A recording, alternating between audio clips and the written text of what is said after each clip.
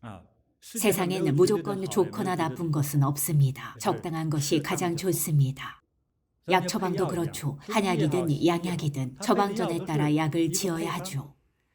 특정 약물이나 약재의 비율이 적절하면 병을 치료할 수 있고 비율이 적절치 못하면 오히려 병을 일으킬 수 있습니다.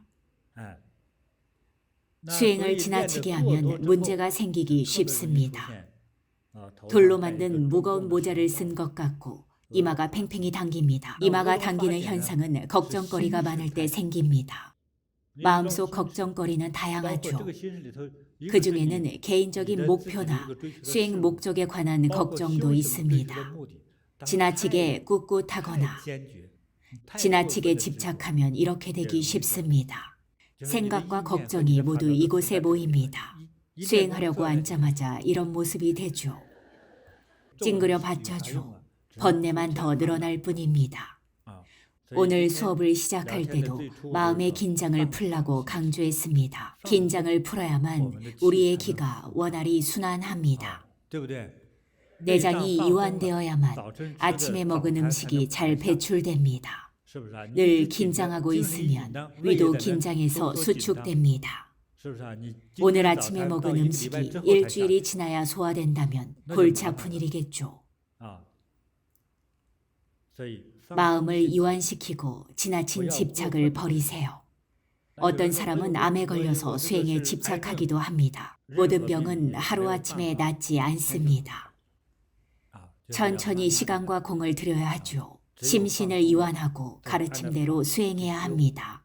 지나친 수행은 금물입니다. 밴쿠버에서 있었던 일인데 밴쿠버에는 괴짜들이 참 많죠. 독실한 수행자 한 분이 있었는데 예전에는 스승을 모셨다고 합니다. 그분은 오체투지를 하면 온몸이 아프다고 했습니다. 얼마나 했냐고 물으니 3년 했답니다. 그분이 오체투지하는 모습을 봤습니다. 머리가 깨지지 않으면 진심이 부족한 것이라고 하더군요. 그건 모순이죠. 아직 머리가 깨지지는 않았지만 스스로 못 견딜 정도라면 그건 분명 잘못된 겁니다.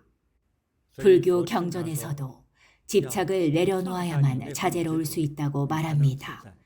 수행도 그렇습니다. 구체적으로 어떤 수행을 하든지 예컨대 대강명 수지법을 하거나 연부를 할 때 가장 궁극적이고 고상한 목표에 반드시 부합할 필요는 없습니다. 최고의 목표를 이루려 하지 말고 최고의 목표를 잊어야 합니다. 그래야만 마음의 긴장이 풀립니다. 마음이 이완되면 머리 부분에 긴장감이나 이마가 당기는 현상은 자연스레 나아지고 사라집니다.